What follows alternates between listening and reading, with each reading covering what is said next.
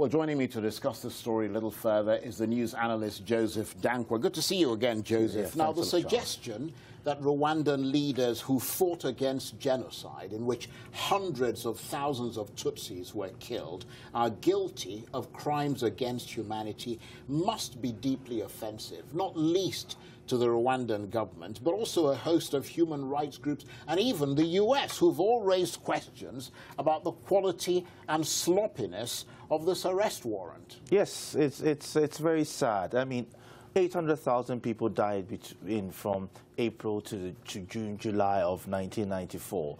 And it was when the RUF, led by General Paul Kagame, is when they entered into Kigali. That is when the genocide stopped. Now, during that period, the world or the West neglected Rwanda, and they took it upon themselves to seek a solution, and the genocide ended. Why this at this particular time? And even there are reports saying that the investigations into these so-called crimes have been sloppy and unsubstantiated. So is the perception right, then, that this indictment represents a sort of revisionist, radical Hutu power critique of Rwandan history, which is quite simply not accurate? I mean, does that mean that there aren't genuine crimes or issues? But they saw it within themselves to have some sort of these local sort of groups, sort of local courts where they would trial people within the local region, and you know there was a sort of reconciliation, and some people were sent to jail for those crimes within the localities said. But then let's look at it in the wider picture. Now Burundi has crisis in their country. I understand that the indictment alleges that Mr. Karake, whilst acting as head of Rwanda's intelligence after the genocide, ordered a number of massacres, and he's also accused of ordering the killing of 3 Spanish aid workers. Yes, what happened was that when they entered into Kigali, the Interahamwe, who were the Hutu sort of militia, also ran across the border with the refugees into Congo. So they were pursued by the RUF, that is the government in power. They pursued them to deal with them. And it's during that time that these accusations of massacres came on board.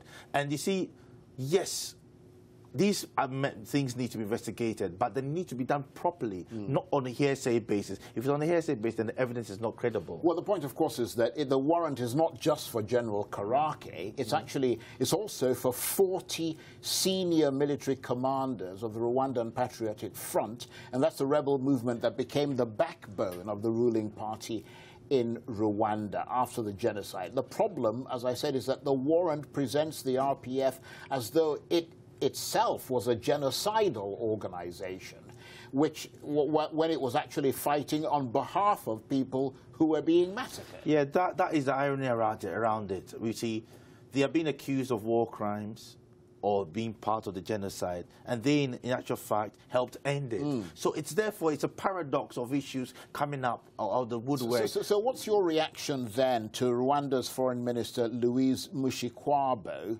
who's not only called the arrest an outrage, but says this is about Western solidarity in demeaning Africans, and says that that is unacceptable? Do you think that's a defensive response? Well, it might be defensive, but analysts and activists see it as so, that every time there's a problem, Africa is being hanged out to dry. Look at the International Criminal Court. People are saying that it's become an instrument against Eastern European and African countries. And so this is a perception which people believe might be right, it might be wrong. We have to look into it further. But this is what people believe, that Africa is always being hanged out to dry by the West. So how do you think this is going to affect relations between Britain and Rwanda, which have been fairly healthy up till now? Yes, it has been. I mean, Andrew Mitchell, the former Secretary for International Development, has criticized the arrest. And this thing could go very, very, very, very, very far, because this man is a top man in the regime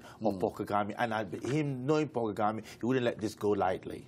Well, we'll watch and see, because we understand that a date for an extradition hearing will be fixed within 3 weeks. Joseph Danquah, thank you very much indeed. Thank you. Well, I'm joined in the studio again by the Ghanaian news analyst Joseph Danquah. Presumably the timing of this is critical, isn't it? Because This comes in the wake of 150 people who have just died following that explosion at the petrol station, which was caused by the flooding. Is this, though, the only solution to prevent flooding? Or is there another way to control it? It is not the only solution. The main thing is that the drainage system is blocked and is not able to take the capacity of water going through it. That is the major problem. But looking at it from a bigger picture, these people in the slump of Sodom and Gomorrah, which is said to be very notorious, the former government of President John Kufuor wanted to resettle these people in a place outside of Accra. And the present government, which is in opposition, led by the late Professor Mills, politicized it and said because they were from the northern part of Ghana, the government wanted to get rid of them. And it turned into a political hotcake whereby the government in power couldn't do it. Because now they're doing the same thing. They're in a limbo now. There's not been So they're homeless, basically. Basically, they're homeless. And many of these people that area was a hotcake for criminal activities. Right. So is this a case of choosing between a lesser of two evils? Because destroying slums that will cause thousands of people to become homeless, which is clearly what they've done now, or leaving them in an area where their presence could exacerbate flooding. You locate a place, disused places, just try and pick the place up and put those people in and demolish the slum. So why do you think the government reacted the way that it has at this stage? Was this a knee-jerk reaction because of the flooding? Was there another ulterior motive? It's a knee-jerk reaction to the flooding.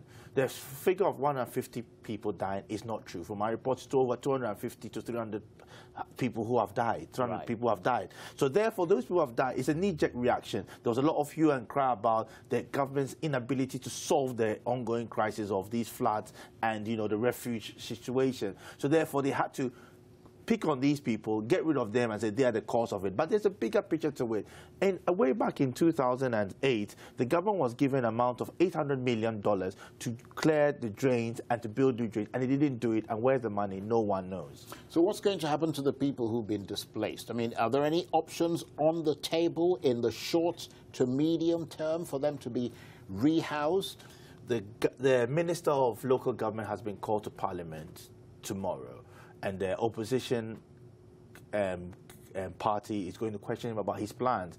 They've not made any statements as yes, how they're going to resettle the people, but I think they should appeal to the UNHCR, because basically they are internally displaced people at the moment. They have nowhere to go, they're homeless, there are no tents, there's no food, and many of these people are already living under the poverty line in the slums, which are over 100,000 people, and you've exacerbated the situation by making them homeless.